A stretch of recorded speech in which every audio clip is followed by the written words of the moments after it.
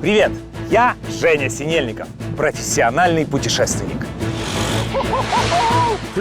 Я побывал более чем в 110 странах. А еще посетил все областные центры Украины.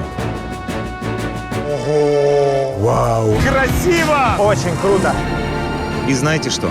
Мне захотелось ехать по нашей стране и дальше. Потому что в гостях хорошо, а дома лучше.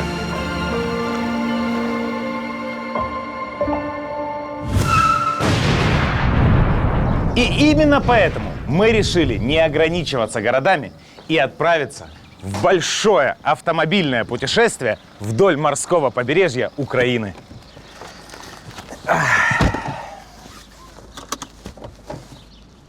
В этом выпуске нас встречает плодородная и гостеприимная земля Таврия.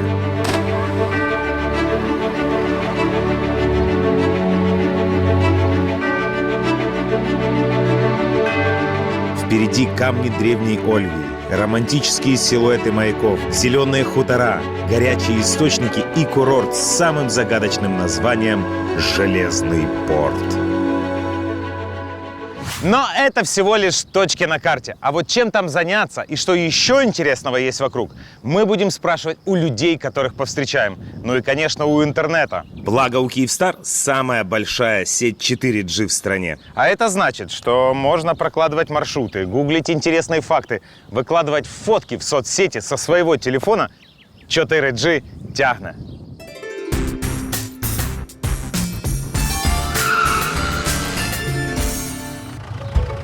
Таврия – это регион с богатой историей. И изучать ее мы будем, так сказать, на месте событий. Нас ждут руины Ольвии.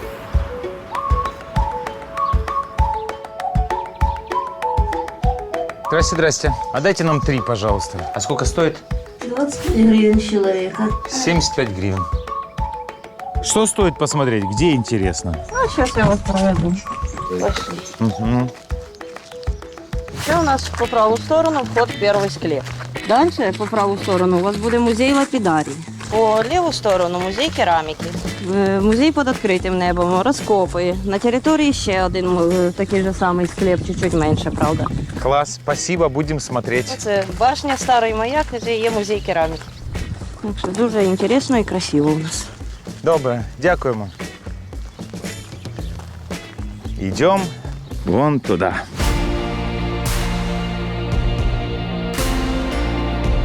Краткая историческая справка. Ольвия. От древнегреческого «счастливая», «богатая». Античная греческая колония, основанная выходцами из Милета в первой четверти VI века до нашей эры на правом берегу Днепробукского лимана, к югу от современного Николаева.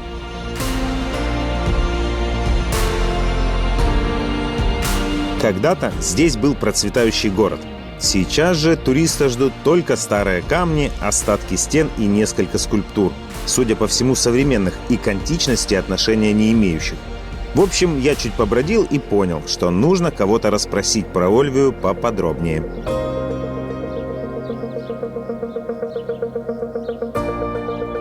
Здравствуйте, вы уже все посмотрели? Да. Все знаете? Подскажите, куда идти, где интересно? Вот здесь, да, и так. И все.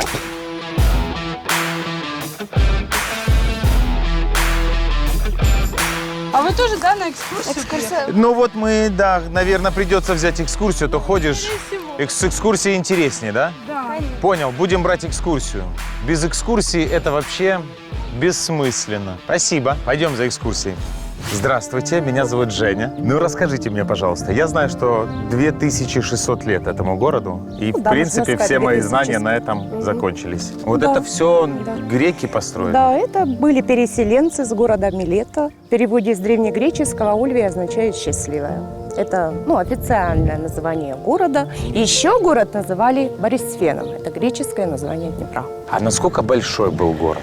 Ну, Вот это же, город- я понимаю, мы видим только самую малость, да? Да, территория города вообще была 50 гектар, население было где-то 15 тысяч человек. А я так понимаю, богатый был город, да? Ну, из Да, камня да, все да, построено. А что случилось с ними? Пошли искать другие места для жилья, то есть потому что здесь как бы город разрушился, и климат менялся, вот, и они греческие цыгане такие, да, кочевые. Ну, Поехали кочевые, да. дальше. Ведутся какие-то раскопки еще вот. В июле-августе ведутся раскопки. Так, это мы в музей идем, да? Да, Музей находится в здании 19 века, я да, уже узнал. сигнальная станция. Да. Сигнальная станция. А внутри сигнальной станции стоят сосуды древние для жидкой субстанции. Вот такие еще амфоры, вот видите, вот, которые служили для транспортировки и перевозили их в трюмах кораблей. А в амфорах перевозили вино, зерно. Все это герметически, вы поняли, закрывалось пробкой или крышкой. Ну, Ну да. Что такое ойнохоя и гутус?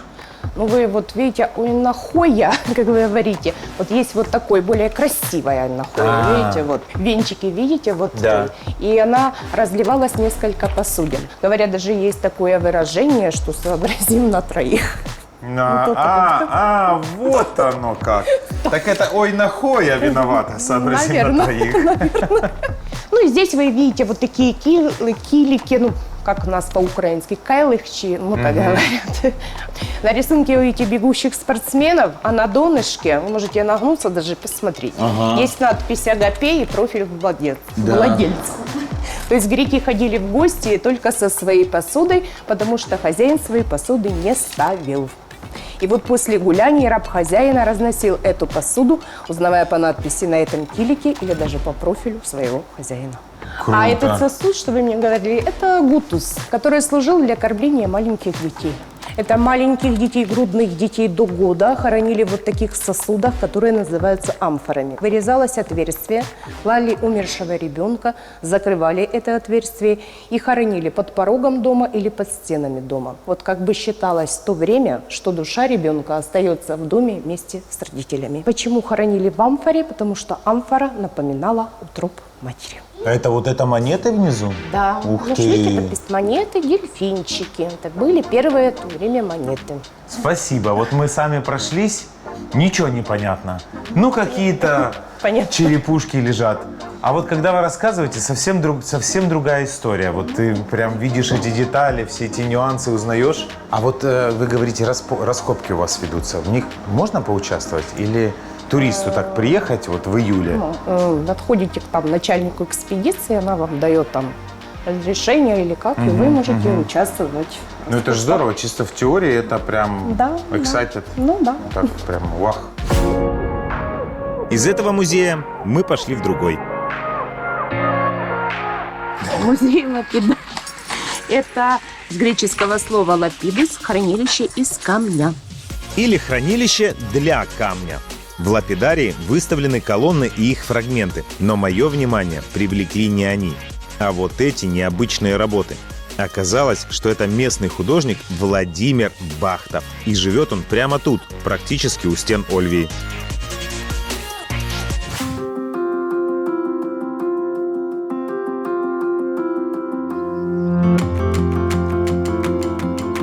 Вот сразу видно дом талантливого человека. Красные двери, колокольчики.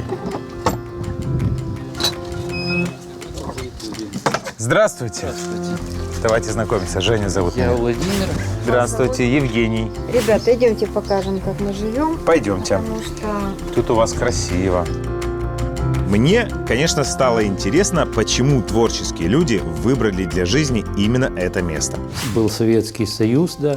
Мы вышли по маршруту Золотого Руна, должны были пойти в Грузию, но случился в Москве переворот, и мы пошли в Средиземное море. И у нас получилось бесконечное путешествие, но я только 4 сезона плавал, был матросом. Это вот, кстати, моя гравюра, я это судно изображал. Руководитель этой экспедиции получил ученую степень по истории мореплавания. Наша судьба тоже изменилась после моего путешествия. Мы вот купили участок здесь рядом с Ольвией, и лично я посвятил греческой истории большую часть своего искусства. А расскажите, пожалуйста, про Ольвию. Когда мы сюда приезжали, в основном это были такие восторги от пространства, восторги от каких-то незначительных фундаментов, как нам казалось. Вот прекратилось существование в IV веке нашей эры, и все, здесь никто не селился, ну, не считая села Парутино. А сама Ольвия не застраивалась никогда. То есть это эталонный памятник археологии, который сохранился без наслоений сверху. Поезжайте в Афины, в Пиреи, ну, в любой, там, в Рим, то вам уже никто не позволит копать под той архитектурой, которая появилась позже. А здесь как бы открытая книга. И эту книгу почти 200 лет читают археологи. Я пользуюсь бесплатным ресурсом руками археологов, и я могу каждый день во время экспедиции наблюдать вещи, которых никто не видел 2500 лет. Это информация из первых рук. И это важно, поскольку здесь у меня появился шанс сделать искусство из первых рук. То есть первоисточник вот он. Как-то мы уже много сил отдали на популяризацию этой Ольвии, потому что выставки у нас были в Германии, в Польше, в России, в Афинах. И, в общем-то, мы сталкивались с тем, что для многих это вообще темный лес. Пора прекратить воспринимать юг как зону для отдыха. Это часть Украины, которая укоренена в европейскую культуру гораздо глубже, чем Галичина и Средняя Украина, поскольку античность, которая, как повторюсь, дала цивилизационную модель миру, по которой мы живем уже 2500 лет, они здесь жили 1000 лет. Ни один народ так долго на этой территории не жил. Ну, вообще вот это вот очень правильная мысль. Перестаньте воспринимать юг как просто курорт на море съездить. Да. Здесь своя культура, свои люди, свои интересы. Ну, мне вот, например, и фотографии очень нравятся. Ну, вот это вот, это прям... Это уже вот то самое... Это круто. То самое переключение на современное искусство.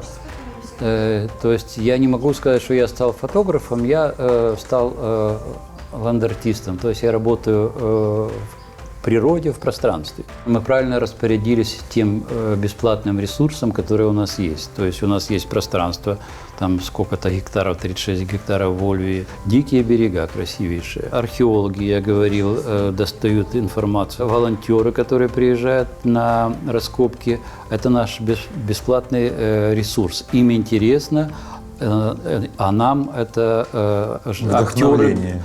И импровизация, и вдохновение, да.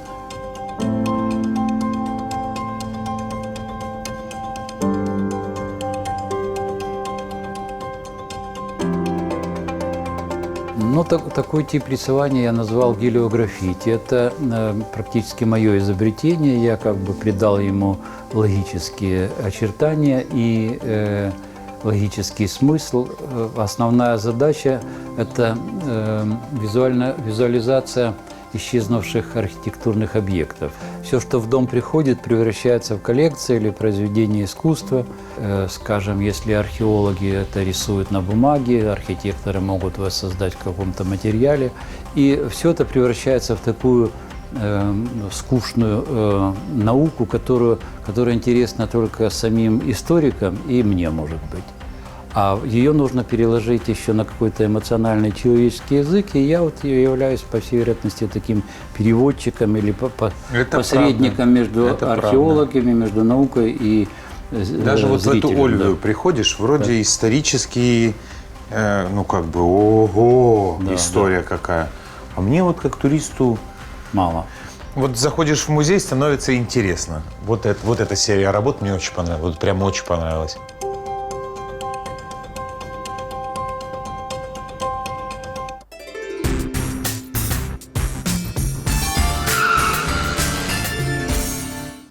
Друзья, а мы продолжаем путешествовать по Украине и открывать для вас неизвестные, но очень красивые места, где можно запилить потрясающие селфи для социальных сетей. Рубрика «Инстаплейс» от Киевстар. Но сегодня будет необычная рубрика, потому что сегодня будет не «Инстаплейс», а «Инстаплейсы». Сегодня я вам покажу целый маршрут по красивым маякам. Начнем с этого.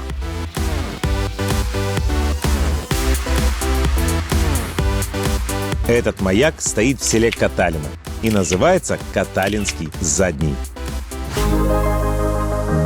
А если есть задний, то должен быть и передний. Тут и фон посимпатичней.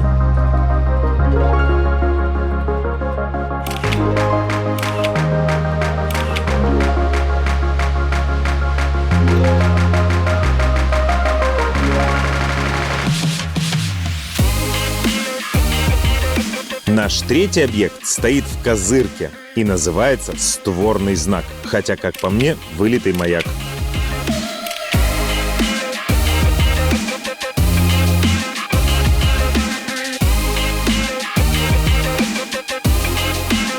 Следующие маяки ждут нас в Старой Богдановке. Они практически близнецы и стоят недалеко друг от друга, по обе стороны дороги.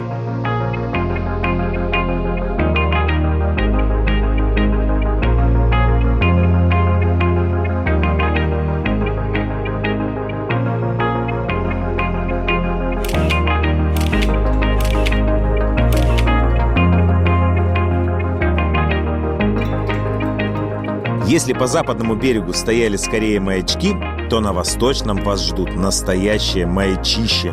Смотрите, какой красавец! Маяк Сиверсов передний.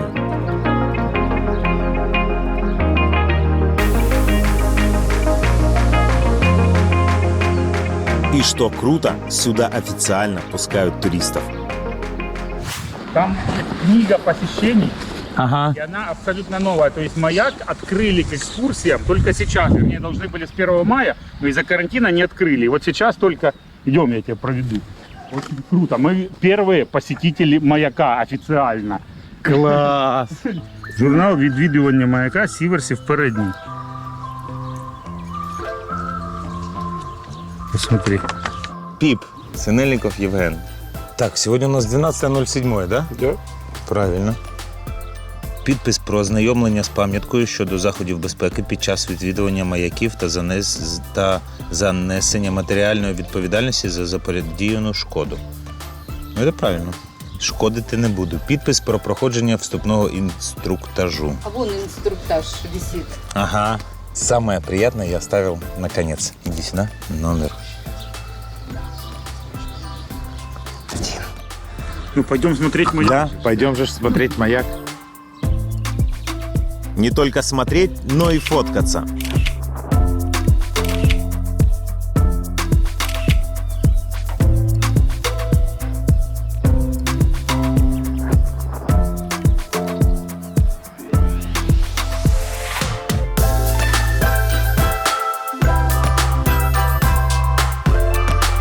А это маяк «Русский задний». Он, к сожалению, за забором, но, к счастью, очень высокий. Ну и, конечно, самое вкусное мы оставили напоследок. Хабловский маяк, стоящий не на берегу, а просто посреди поля.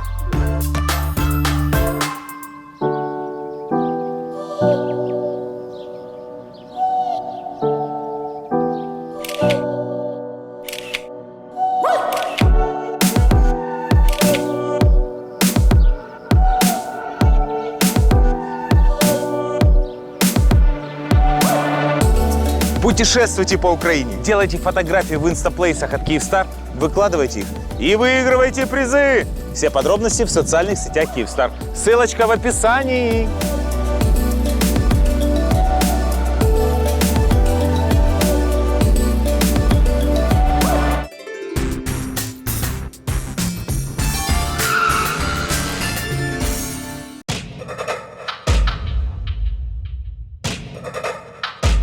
Красиво тут. Но есть одно «но».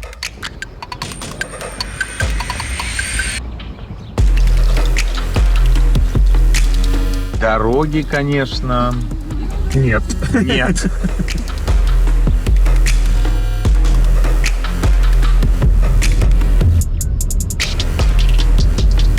На закат мы приехали в Херсонский Гранд Каньон, который находится в селе Станислав.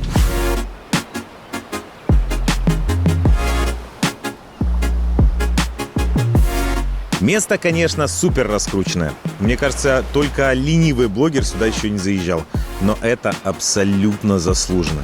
Вы только посмотрите, какие потрясающие виды.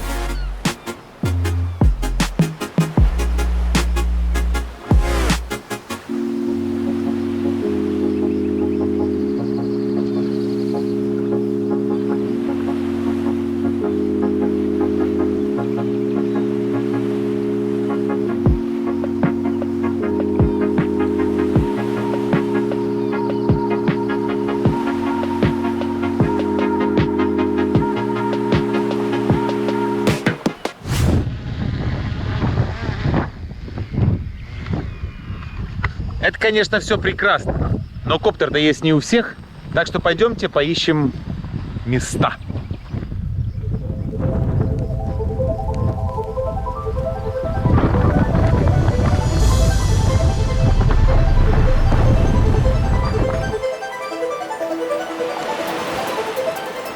Это просто неимоверное место. Потрясающе. И я вот настойчиво рекомендую приезжать сюда на закате, потому что высокие красные горы, голубое небо и бескрайнее море.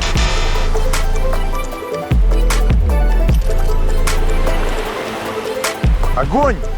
Главное не убиться. Ёшки-матрёшки, я сказал, не убейся. Ты хочешь, чтобы я какую-то подводку сказал? Ну хорошо, давай скажу. Клево, что вот появляются кемпинги. Вот каньон, а вот кемпинг. Как по мне, это очень круто. Дешево и сердито. Такую подводку хотел от меня? Ну, Получше? получше. Хорошо, давай получше. Ребята, я всегда рад видеть, когда вот Украина развивается. Я немного видел кемпингов в нашей стране. И вот, пожалуйста, в потрясающем месте, возле шикарного каньона, хорошая идея, которая просто взялась и воплотилась. Ну не браво ли? А можно задать вам пару вопросов? Ну, так. А сколько стоит? Кемпінг? Да. Сутки з чоловіка 100 гривень. Сутки з чоловіка або з палатки, з людини. Да. Ага. А як тут у вас з вбиральнею, з водою? Є туалет, душ, де пити воду, можна піти на лиман покупатись, піти в душ. Ну, Тобто є і пресна вода, і туалет нормальний, все? все є. Все є. І електричество? Да, електрика теж є. Шароплиз, друзья. А палатки есть у вас? Да, ми здаємо так же в оренду. То есть можно просто приехать, посмотреть каньон и сказать, почему бы здесь не переночевать, не встретить еще и рассвет, да? Да, там палатка теж приплюсовується, там виходить 100 гривень ще з палатки, за палатку. Ой, извините, вырвалось. Вот сколько работаете уже? На цій хаті ми тільки перших там 3 місяці, 2 місяці А, робимо. ну, то есть в этом году, да? Тут ми тільки почали це кемпінг, там хату здавати, тільки-тільки. От. Турист їде? Та їдуть туристи, ну як бачите, дивіться, от на днях у нас було більше 20 чоловік просто на кемпінгу. Сам каньон, он же ж очень большой, да? Да, дуже великий. В нас ще можна ж байдарки теж брати Ага. тут в оренду. То виходить на байдарках ще можна прокатнутися прямо під скелями. Коротше. Теж там 400 гривень двохмісна байдарка цілий день. Предложение тут у вас делают? Ой, я ще не чув ні разу. Дякую.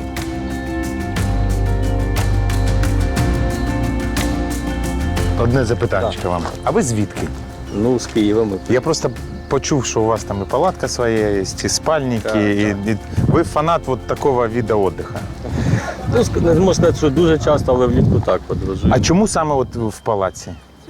Ну, тому що це ближче до природи, свіже повітря. І ти можеш вибрати місце, де тобі сподобалось. Не залежиш там перша лінія, друга лінія, третя лінія. Тобто це теж важливо. Клас. Дякую. Гарного вечора.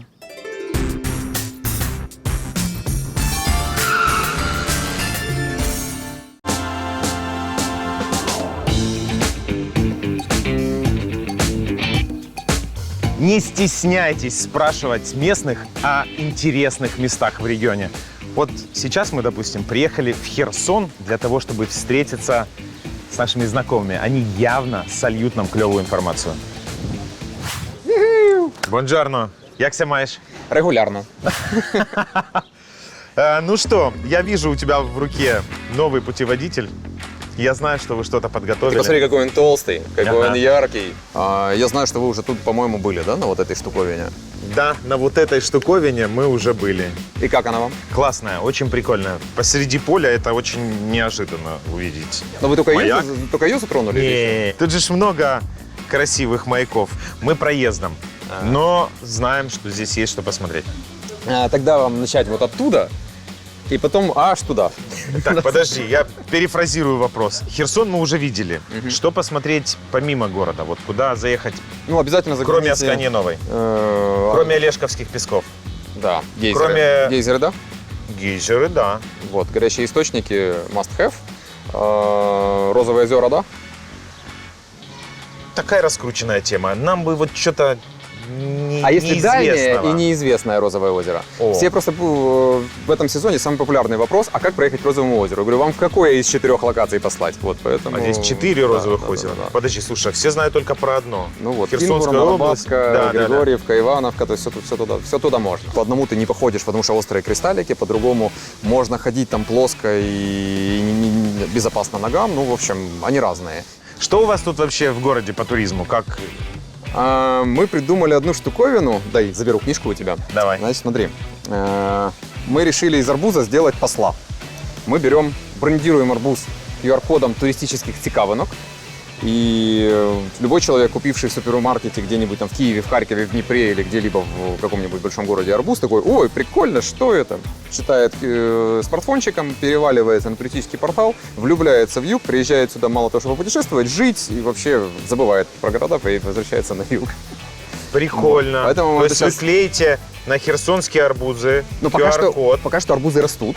Ага. Но вот мы вот на те растущие арбузы будем клеить, и есть это маленький будет полосатый посол полетит Да. по всей Украине. Визитная карточка, да, Ну, будет? такая себе, да. Прикольно.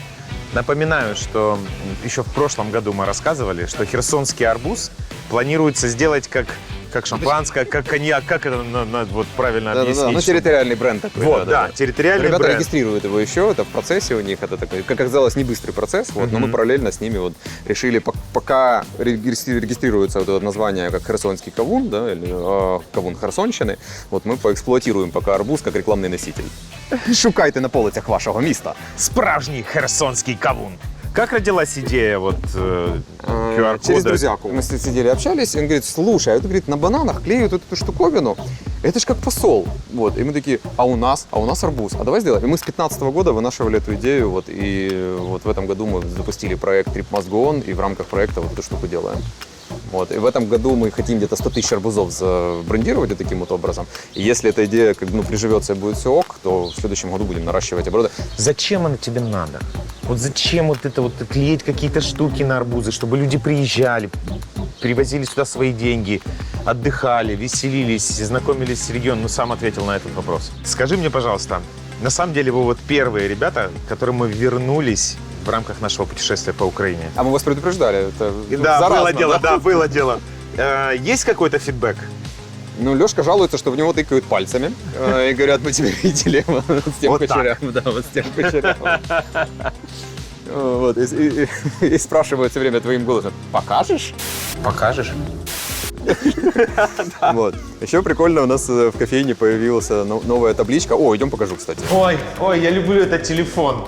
Я помню, мэру можна позвонити. Да-да-да, вот, и после этого все приходили. Так, це справді той самий телефон, який тримав в руках Женя Синельников в програмі «Дома лучше». Ну, каждый второй спрашивал, это тот самый телефон? Да? Мы стали отвечать, мы повесили табличку, ты жила здесь. Это мы в дельфинарий позвонили. Скадовск. Скадовск.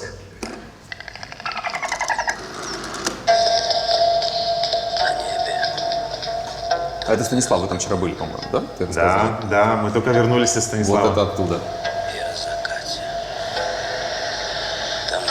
Блин, ребята, вы такие молодцы. Вот жизнь же, она в деталях, в мелочах. Вот в этом вот в маленьких нюансиках. Молодцы. Та-да-дам, да-дам. Та-да-дам. Побольше бы таких людей, и жить было бы интересно. А туристу гораздо легче была бы жизнь.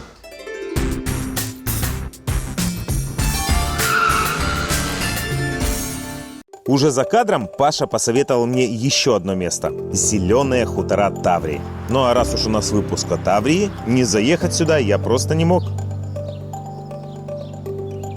Ну, у нас називається це сільський зелений туризм. Але ж так воно і є. Ви сьогодні побачите, походите і побачите елементи, якими ми дивуємо людей. І таких осередків, як наш, з десяток по Україні вже з десяток. Людину, яка приїздить до нас в составі групи в українській рубашці або в одежі з елементами України, ми приймаємо з великим сувеніром. Перебування на зелених хуторах Таврії є те, що ми можемо усамітнити людину і її родину, виводок, як я кажу, десь окремо, в альтаночку. Скамейки, де є стіл, таких альтанок більше 20. Це козак стріляє. Юрій Іванович. пушки. Перед вами зразки маломірних гармат. Одна з них схожа на рушницю з гаком, називалась гаківниця. З такої гаківниці стріляли з фортеці по басурманам і різні нечисті, які лізли на нашу неньку Україну. А говорят, у вас можно здесь стрельнуть. Да. Да?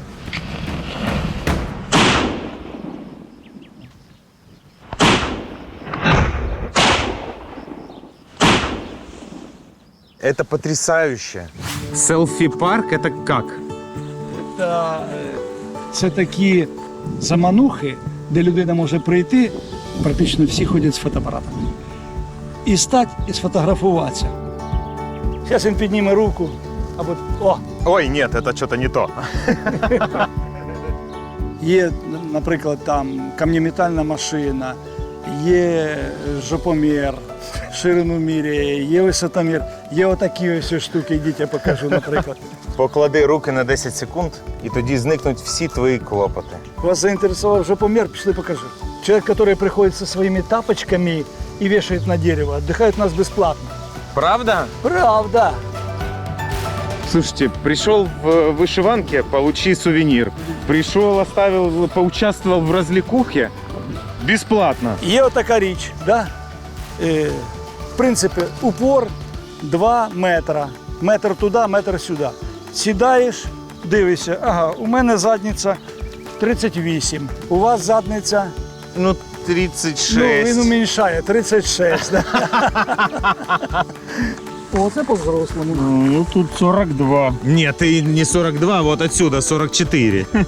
42-44 Размер. Да. Черепиця – це теж характеризує наш край, різна, коротше, але саме більше французької. Її кораблями возили внизу від Дніпра, а зараз її прибирають і замість натуральної, нормальної черепиці стелять всяку ерунду. Іринка, а ну яка ти красива вже? Тапочки знімай. Зараз зніму, все знімати. Що, не все, вони скромні.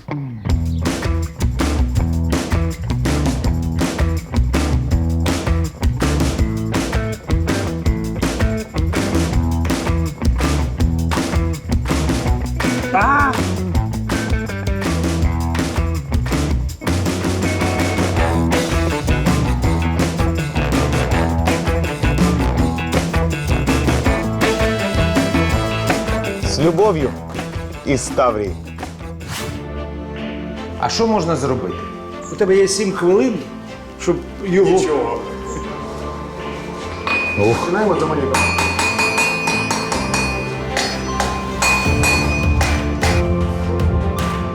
Боже, это ж только что был раскаленный металл. Так, забирайте отак, тільки дуже-дуже обережно. А, ёшки матрешки. Сработало.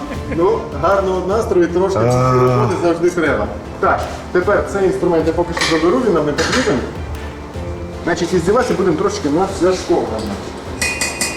Отака от штучка візуально схожа на поросячий хвостик. Да. І це дуже цінна річ, тому що ми придумали, що це у нас буде оберіг від свинства.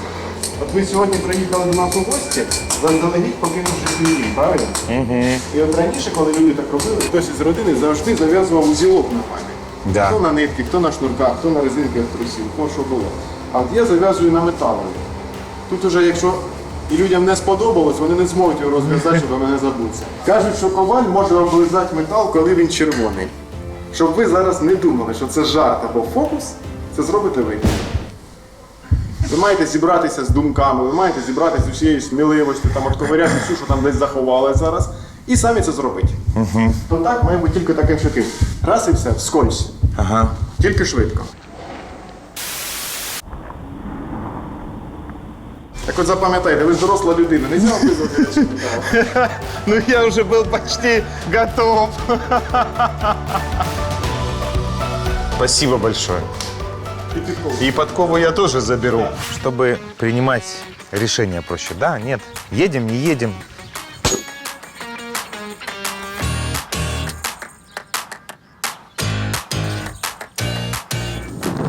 Как шутя, знаете, животное запомнило. Конечно. О, ну, поехали, проедемся.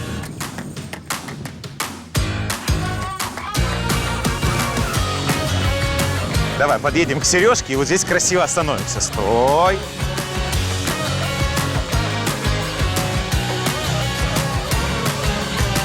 Ну что, сфоткал? Да, склад.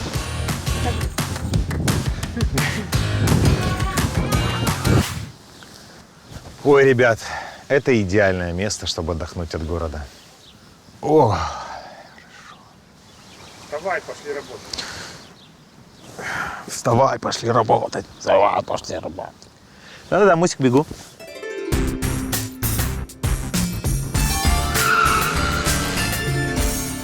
Недалеко от Зеленых хуторов обнаружилось еще одно место, которое лично меня заинтересовало. Ой, друзья, люблю, когда красиво. Очень люблю. А сейчас будет очень красиво. По крайней мере, так мне пообещали. А я стараюсь людям доверять в таких вопросах.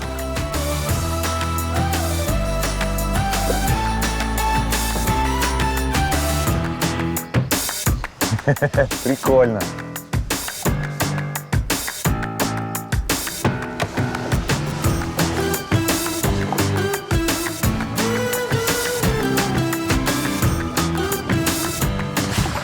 Друзья, я понимаю ваш вопрос. Ну, плавали уже по херсонским плавням, показывали их, зачем возвращаться второй раз. Во-первых, херсонские плавни просто потрясающее место, и сюда хочется вернуться второй раз. А во-вторых, ну вон уже все видно. Поехали смотреть.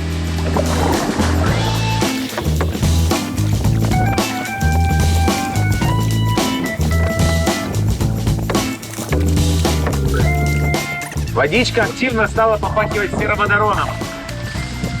Прям чувствуется невооруженным носом. Это я куда-то не туда заплыл. Блять. Ну что, наконец-то мы доплыли. А вот и оно. Класс. Просто чтобы вы понимали, белая лилия растет только в экологически чистых районах. Это очень нежный цветок, который не может в грязной воде жить. А тут их тысячи. Называется это место Бобровое озеро. Ну а в чем его фишка, я думаю, вы уже и сами видите. Просто бескрайнее поле белых лилий. Крутяк же, крутяк! Раньше белая лилия даже была символом непорочности. Понимаете, да, до какой степени нежный цветочек? Вот он, красавчик. О, смотри, какая красота. Рассказываю, рвать его мало того, что противозаконно, так еще и бессмысленно, потому что он завянет в течение первых 5 минут без воды. Это надо сюда приезжать и просто вот любоваться природой. Если честно, я не помню в мире такого места, чтобы вот белых лилий было так много, прям тысячи. Они встречаются, но не в таком количестве, как у нас здесь, в Украине. Кайф. Вода прям кристально чистая, и хочется нырнуть и искупаться. Но я вам настоятельно не рекомендую этого делать, потому что здесь метр воды и 6 метров ила. Может быть, беда. Там, чтобы вы не жаловались, ой, красной книги цветок, ты по нему плаваешь. Вот это безопасно для цветка. И можно прям по зарослям проплыть.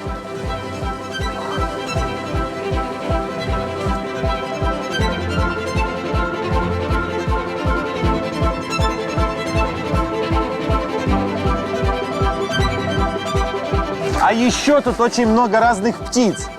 Это вам, бёрдвотчеры. Здесь прикольно понаблюдать за птицами.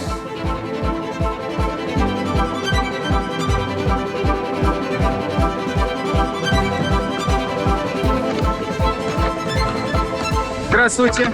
А куда плывете? Да, почему? Очень красиво. Одна из достопримечательностей Херсонской области. А откуда узнали? По-моему... Ну, вообще, честно, мы давно уже знали. Мы местные как-то немножко. Так а что, Леся Никитюк здесь была? Ну, она в Инстаграме там.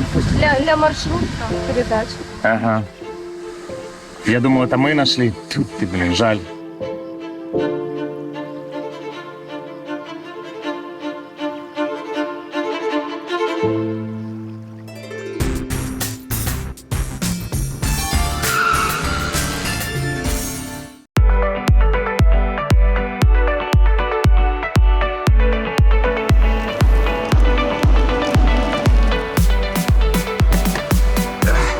Ну что, самое время подкрепиться. Рубрика «Трасс-кафе». Я хочу мясную сковородочку, салат лето, солянка грузинская. Ну и все. Расскажу вам, как я определился с выбором. Тут в меню поверх от руки написано, дописано: мясная сковородка, стейк говяжий, салат греческий, салат лето. То есть это свежие блюда, которые только появились в ресторане. Значит, надо их выбирать. Будем пробовать.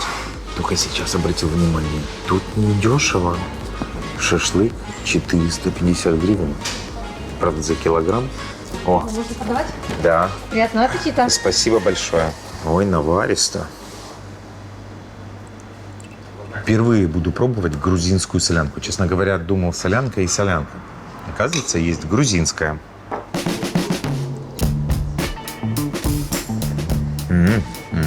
Остренькая чуть-чуть. Пикантная. Очень похоже на стандартную солянку, только там набор копченостей разных, а здесь разное мясо. Но в таком же количестве, и оно прям такое проваренное, вкусное, сочное. Вкусно. Реально вкусно. Класс. Пожалуйста. Ой, спасибо большое.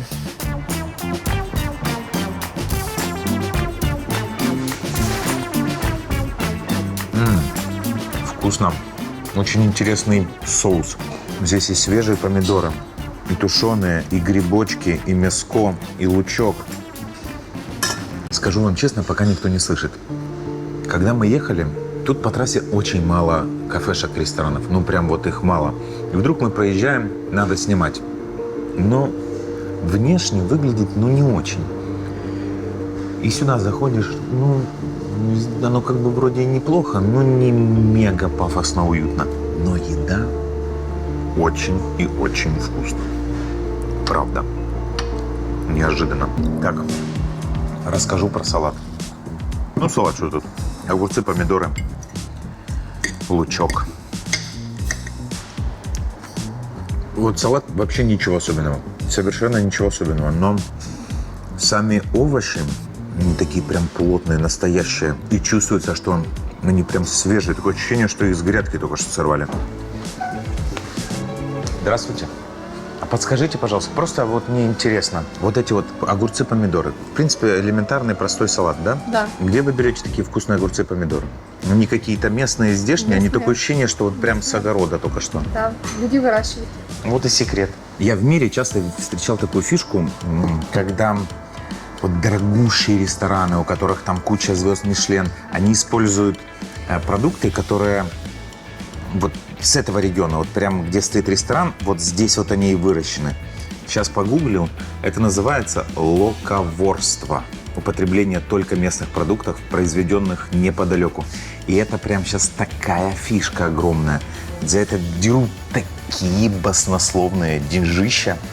А у нас это просто в каждом доме. Термин локоворство является заимствованием из английского локавор, которое в свою очередь происходит от английских local – местный и латинского vorare – есть местное. Это диета из тех продуктов, которые были выращены и произведены в радиусе 150-160 километров от дома.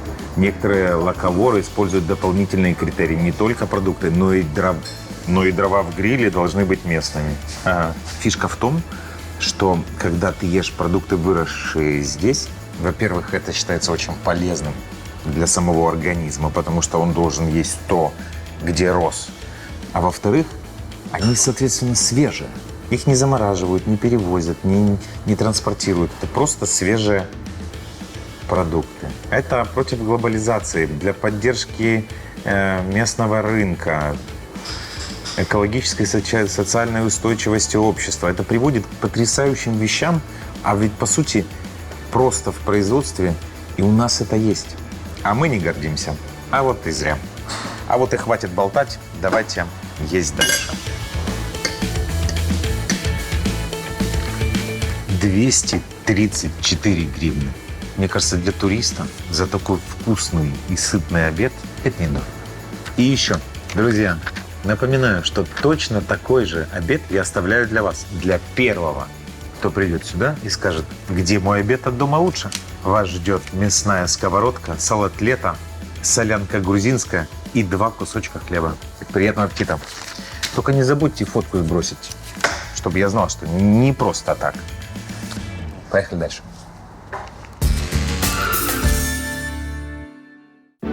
Пока я ел, погодка стала портиться. Знаете, как бывает?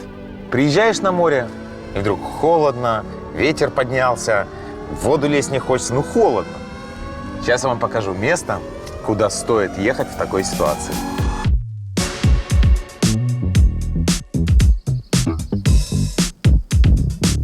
Как хорошо, что Паша посоветовал мне горячие источники. Сам бы я никогда не подумал, что на Херсонщине такое может быть. Вы понимаете, да? Дует нормально.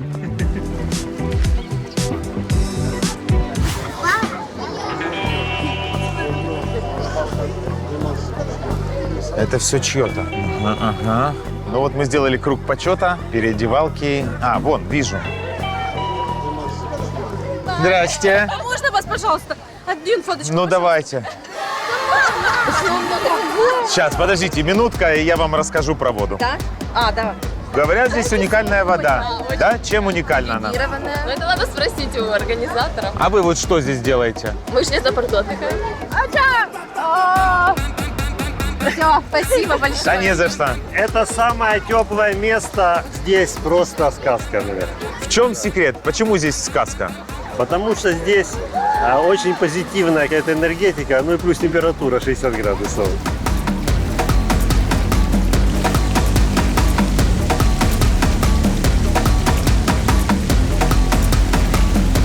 Дякую. Дякую. Я столько не фотографировался за последний год. Пойду переодеваться.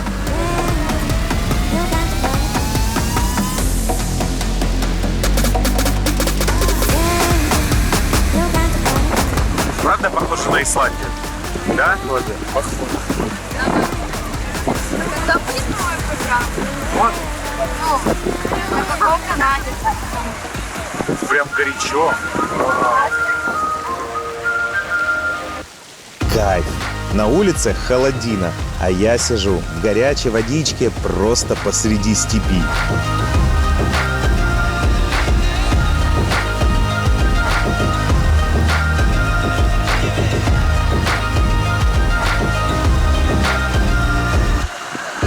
Слушайте, рассказываю, как это работает. Значит, вот там вот прям вода 60 градусов, прям горячая-горячая.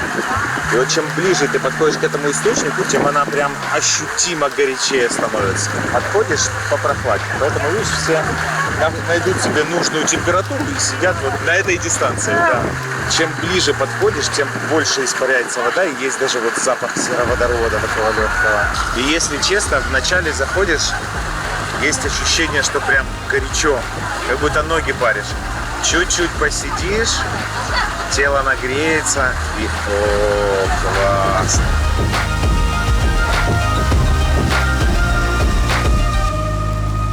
Соленая вода такая. Кошмар. И концентрация где-то раз в 10 солонее, чем морская. Вот это все началось, все паломничество сюда где-то в 2000-х годах сначала.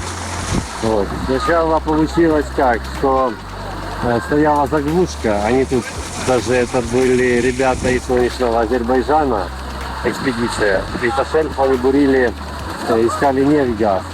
Ну, техника тогда не позволяла как бы сильно углубиться. Они на 1,5 километра пробили, и пошла вода, ну, термальная. Но они заглушили, а 90-х ребята срезали, там был металл, как бы, и все. И отсюда полилась вода. Выкопали ямку, попробовали соленое, понюхали, пахнет деньгами. И это началось. Иногда оттуда же выскакивают такие кусочки нефти. Вот. Ну, и чувствуется запах такой вот. Да, да, запах своеобразный. Сероводорода. А подскажите, пожалуйста, вот я вижу, вы нюхаете воду, пар. Ну, розумієте, наш проводник сказав, що це дуже корисно. Я, чесно говоря, прийшла і нюхаю, я нічого сама не знаю. Просто мені подобається. А что, все болезни лечат. Возьмите опорно-двигательную систему, сердечную, понижают, повышают давление. Человек выходит с легкостью такой отсюда, как будто ему 20 лет. Набирается столько сил, энергии и тем более лечит вот все заболевания. Угу. Что-то лицо этой женщины мне знакомо. Вы увидите прекрасный музейный предметный экспонат наш. Это скелет усатого кита Финвала. Благодаря вашей передаче наш музей уже узнал весь мир. Приезжают и с России, с Украины, с Молдовы. И всем очень нравится, потому что благодаря вашим показам, рассказу, все люди узнают, что на Херсонщине, именно в Херсоне, имеется вот такой уникальный скелет кита Финвал.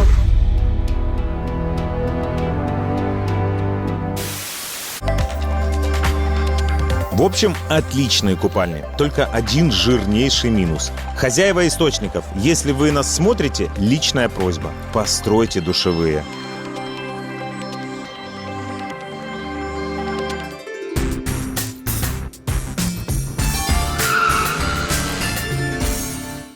Ну что, мы проехались по Таврии и, наконец-то, возвращаемся к морскому побережью. Если честно, от курорта с названием «Железный порт» я особо ничего не ожидаю, но на то он и обзор курортов, чтобы заехать и посмотреть. Тем более в порту я еще не плавал.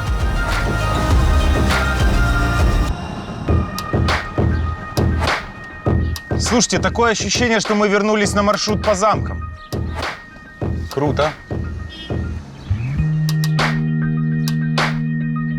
Ну, видимо, такая тут архитектурная мода.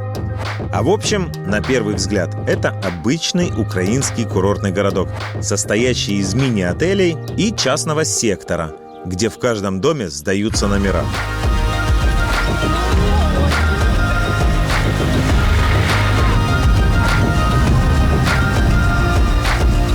Но это, уж поверьте, только пока вы не вышли на пляж. Я прошу прощения, конечно, ребят, но тут прям круто. Очень даже круто. Ну, сами посмотрите.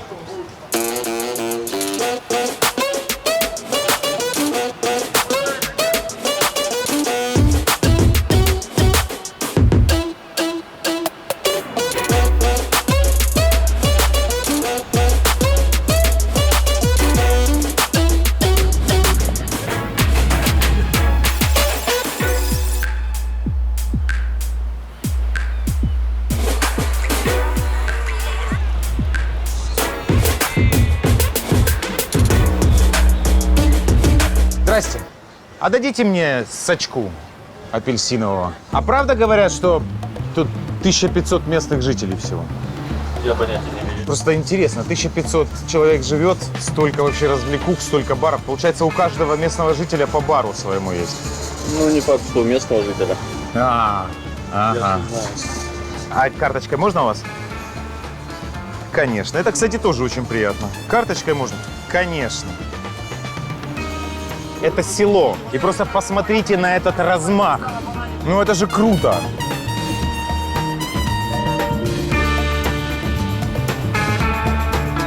Извини меня за Тока и Коблева, но железный порт по уровню сервиса вас сделал.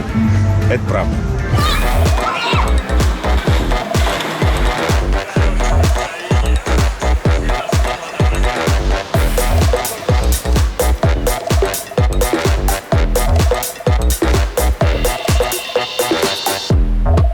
Джентльмены, дамы и господа, уважаемые отдыхающие, я хочу вас всех поздравить с тем, что вы попали в самый классный курорт на всем Причерноморье. Вы в Железном порту, друзья, и только у вас, только здесь. У вас есть потрясающая возможность попасть на наш остров развлечений. Это аквапарк в открытом море, это эксклюзив Железного порта, друзья. Эксклюзив – это мое второе имя. Посмотрим, что это за остров такой.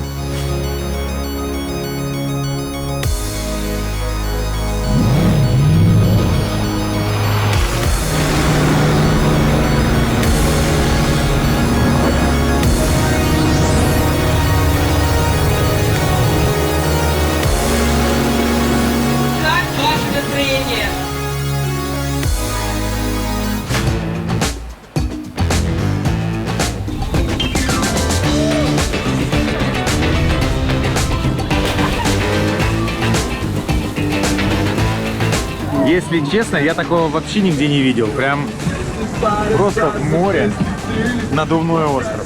И не один. Вон еще. Вон.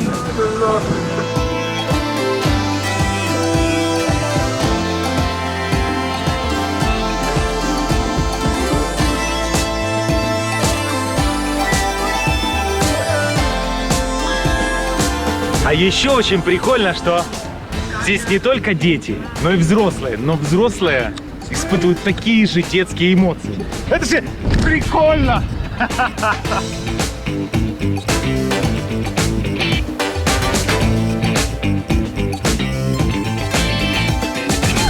А что еще нужно? Чистое море, солнце, музыка и горки.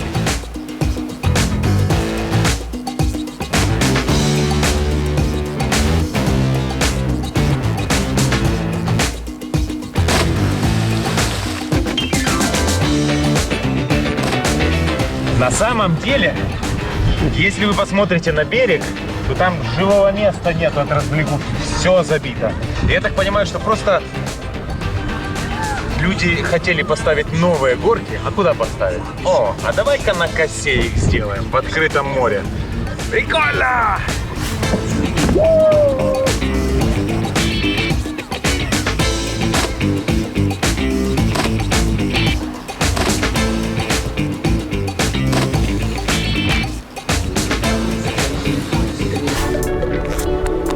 Но есть острова с развлекухами и посерьезней. Лицензия дайвера не нужна для этого дела?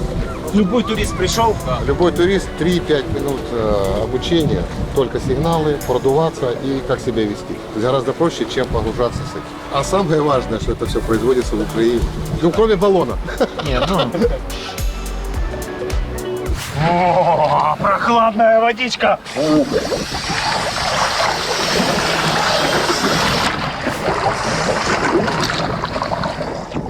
Так, объясняю, в чем тут фишка. Смотрите, тебе на голову надевают такой вот тяжеленный шлем, куда подается воздух. Вес шлема тянет тебя вниз. Ты погружаешься и можешь спокойно гулять по морскому дну. Круто!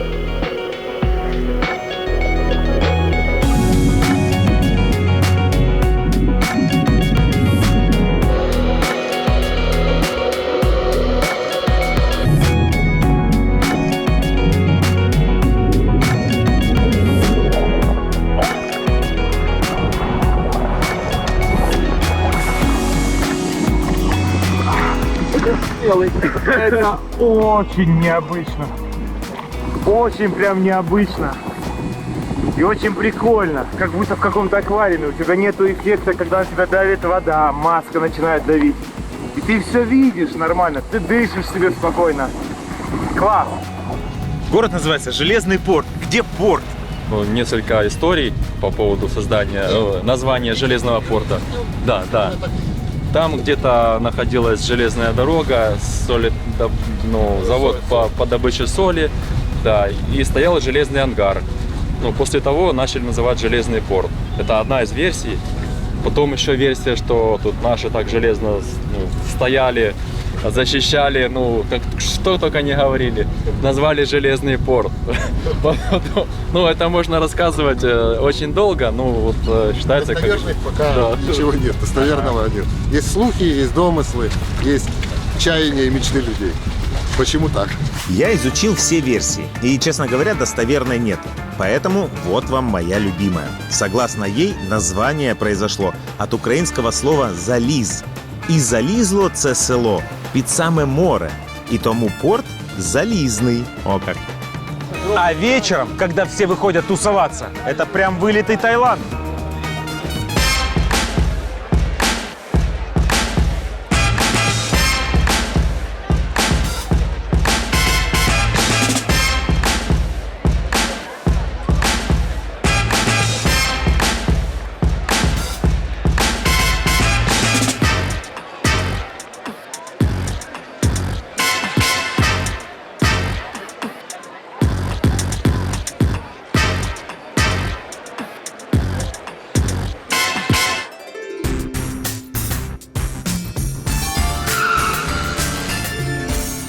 А еще смотрите, какую интересную особенность региона нашел.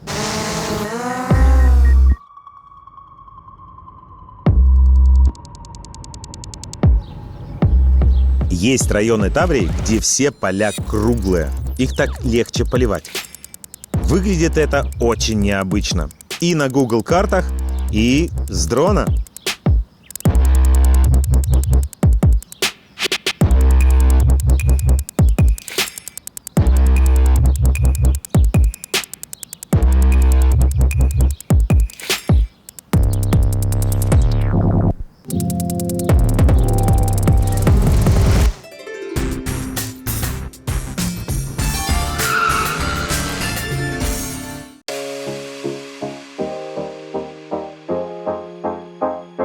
Заканчивать нашу поездку по Таврии мы решили в Скадовске.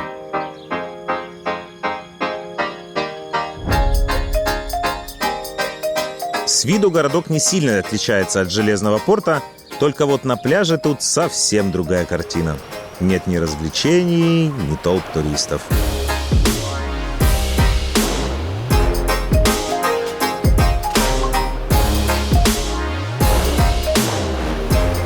Но и здесь я нашел уникальную вещь.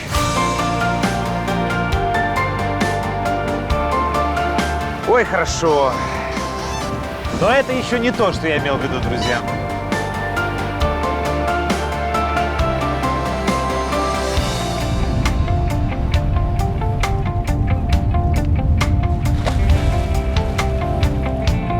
Но и это еще не оно.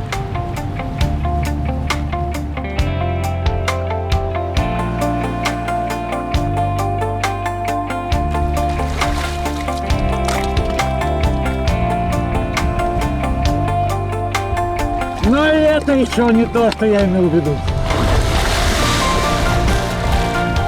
Расскажи, как их есть? Значит, их едим все время. Смотри, у нас здесь на столе что? Рапаны. Да. Их можно вечером приготовить, но нужна термическая обработка. И соус. Рапанища. Да, вот. Мидии, да, которые мы будем дегустировать, основной наш предмет. Гребешки, кстати, это тоже деликатесный моллюск. Мы его не будем кушать, мы их отпускаем. Они только начали появляться опять в заливе. Говорят, что это признак чистой воды. Поэтому мы им даем возможность размножаться, да, они бывают побольше или поменьше. То есть раньше их не было? Они в годах 50-х пропали и были признаны исчезнувшими. Ага.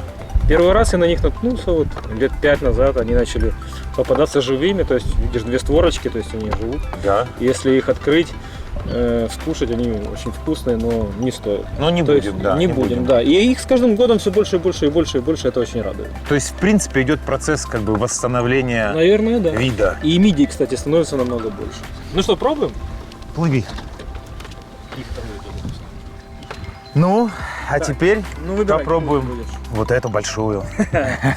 Смотри, запускаем сюда беспощадно нож и доходим до мышцы, которая держит их в панцирь. Вот, все, мы надрезали. Раскрываем. Перекладываем все в одну ракушку. Ох, какая она мясистая. Ну, она, видать, уже поужинала и не догадывалась, что кто поужинает ею. Понимаешь? Держи. Слушай, ну мы, конечно, как бы гурмани так гурмани до конца. Просто посмотрите на эту красоту. А вот сейчас это уже оно.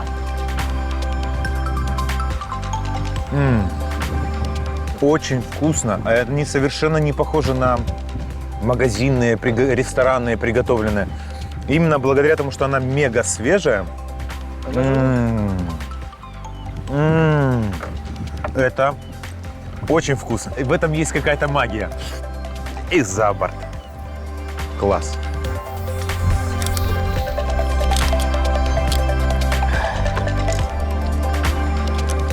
Боже, ну это же красота. Скажу вам так, еда вдвойне вкусней, когда приготовлена тобой. Ну или поймана тобой, как в данном случае. Красота. Ну что, как бы... За чистоту нашего моря. Да. Чтобы плодились, размножали и нас, украинцев. И мы имели возможность наслаждаться этим, дегустировать. Это правда. Гурмани. А вы что там еще? Дома у себя сидите на диванах? Давайте, сидите, сидите. Нам мидий больше будет. Ваше здоровье.